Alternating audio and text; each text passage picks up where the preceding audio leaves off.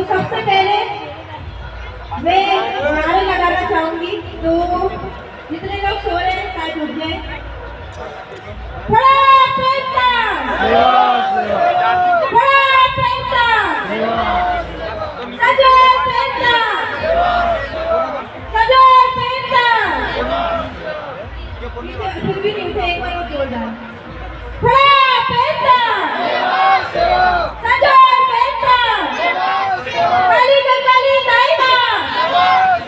बहुत बहुत धन्यवाद। तो मैं सर्वप्रथम प्रकृति की सर्वोच्च शक्ति को नमन करती हूँ, सेवा सेवा जोहार करती हूँ। पेंजेदाई पूर्वदाऊ कालिंदाई बाबा बाना सल्ला खाना का सेवा सेवा सेवा जोहार।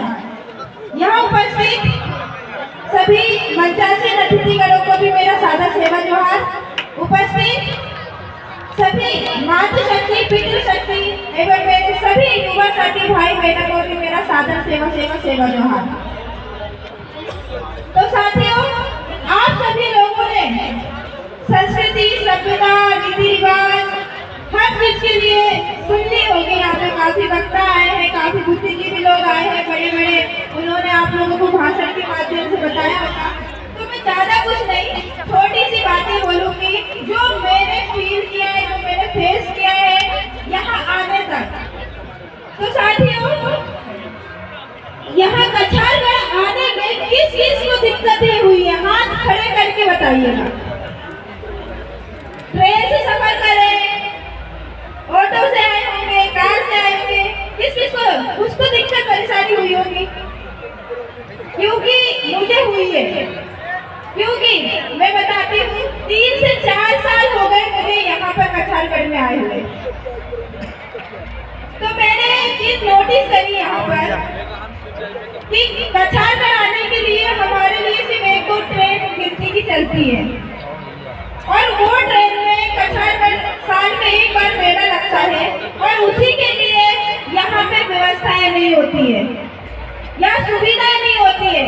आप सभी लोगों ने अभी देखा होगा, रामलाल प्राण प्रतिष्ठा के शुभ अवसर पर मोदी जी ने इतना बड़ा कार्यक्रम, भव्य कार्यक्रम करवाया। कहाँ पर? अयोध्या में। पता है कि नहीं सभी लोगों को? हाँ ना तो जवाब दीजिए, तब तो मजा आएगा बात करने में। भव्य कार्यक्रम किया था कि नहीं? तो फिर क्यों नहीं हमारे देव स्थल कछारगढ़ में ये सुविधा व्यवस्था नहीं है?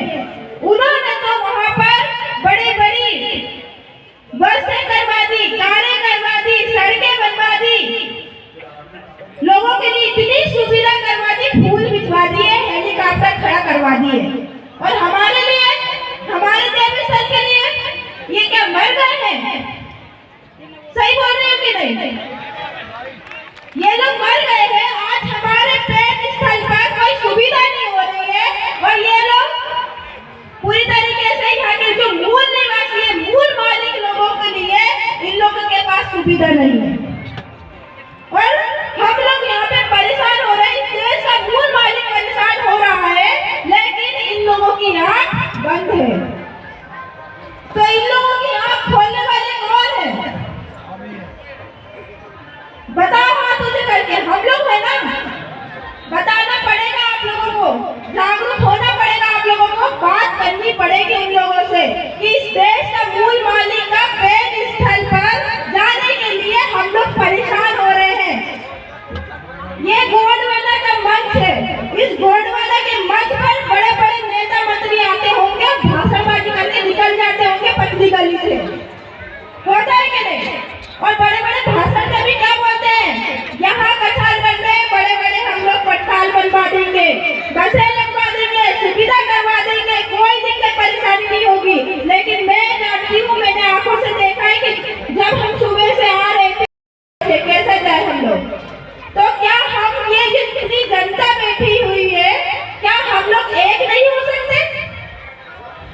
अपने प्रेम स्थल जो है, कहते हैं ना, मंदिर बनाए जाते हैं धर्म फैलाने के लिए।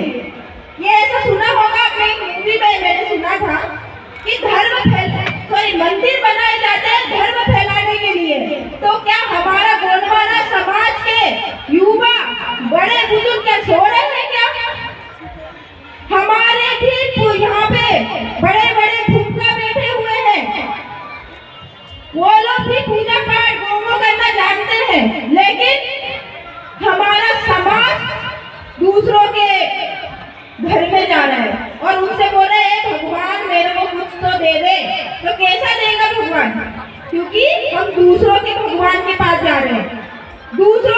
संस्कृति अपना रहे, दूसरों के ही गुणगान कर रहे, तो वो क्यों हमें देगा? हमारा समाज आज ये देखिए ऐसे बैठा हुआ है, और वहाँ पे अयोध्या में सब लोग कुर्सी बिठा कर और बड़ी वीआईपी फैसिलिटी से लोग बैठे हुए थे।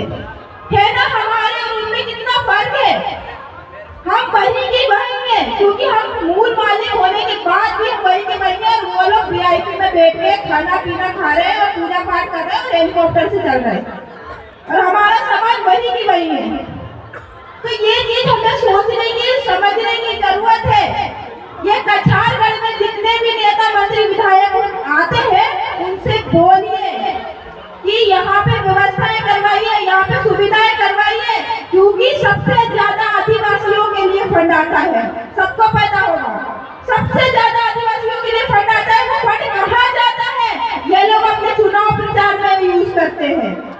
ये लोग हमारे चुनाव प्रचार में यूज करते हैं। जितने भी हमारा फंड आता है हमारे आदिवासी भाई लोगों के नहीं पहुंच पाता, उनके देव स्तर तक नहीं पहुंच पाता। हम लोगों को जागरूक होना पड़ेगा, हम लोगों को बात रखनी पड़ेगी, तब जाके इन नेता मंत्रियों को इस मंच पे आने दीजिएगा। मेरा आप लोगों से निवेदन है। ये कछारगढ़ हमारा प्रेम स्थल है, हमारा देव स्थल है, इसको सजाना संवारना हम सभी की जिम्मेदारी है। यहाँ आकर एक दिन आकर आप दर्शन करके चले जाओगे, कुछ नहीं होगा, ये ऐसी कैसी खंडर हो जाएगा, पड़ा रहेगा। लेकिन हमारा यदि युवा, हमारा जो भविष्य यदि जागरूक होगा तो इस कछारगढ़ के वजह से ही जागरूक होगा। यदि आप लोग बचाना चाहते हैं तो उन लोगों से बोलिए कि जो सुविधा आप लोग वीआईपी लोगों को देते हैं वही सुविधा हम जैसे मूल मालिक लोगों को दीजिए। होना चाहिए कि नहीं? मैं सिर्फ यही बात कहना चाह रही हूँ, सबने अपनी बात रख ली है तो हम लोगों को जागरूक होना पड़ेगा। आपको मैं एक बात और बताती हूँ, मैं अभी किसान आंदोलन से आई हूँ, दिल्ली से डायरेक्ट इधर मैं किसान आंदोलन से आई हूँ, जो कि देश का सबसे बड़ा आंदोलन है। और उस आंदोलन में हमारी 5वीं अनुसूची को शामिल किया। किसी को पता है क्या? नहीं पता।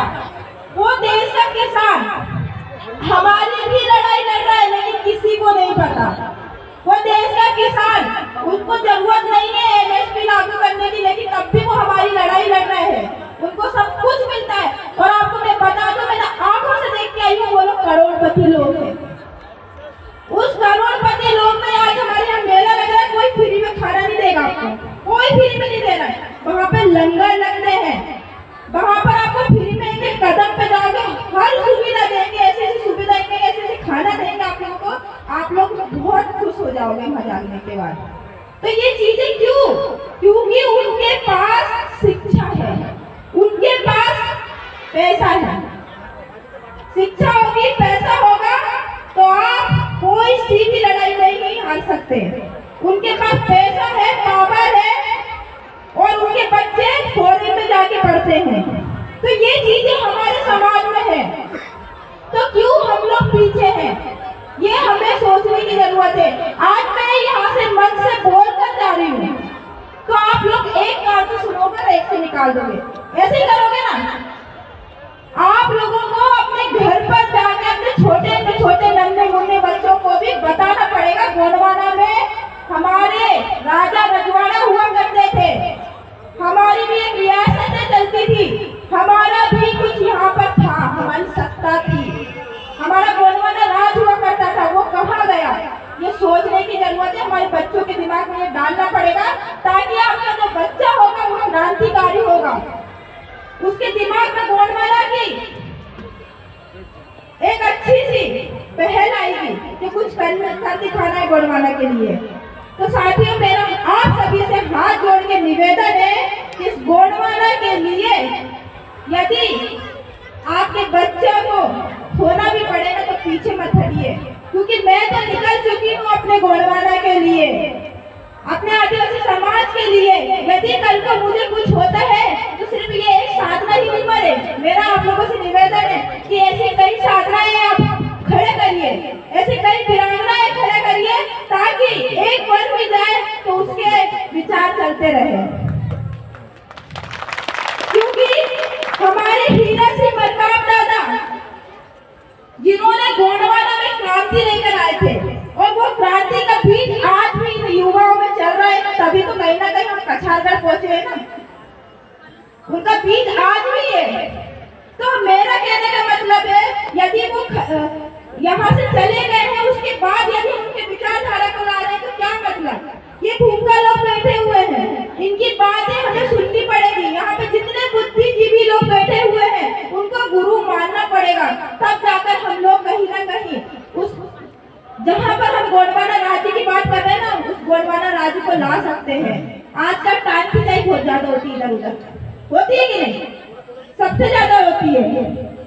तो टाइम कम है और बातें बहुत सारी है, तो ये टाइम खिंचाई वाला माहौल को खत्म करके हम लोगों को एक गुरु चुनना पड़ेगा, जो गुरु हमारे समाज में शायद नहीं है।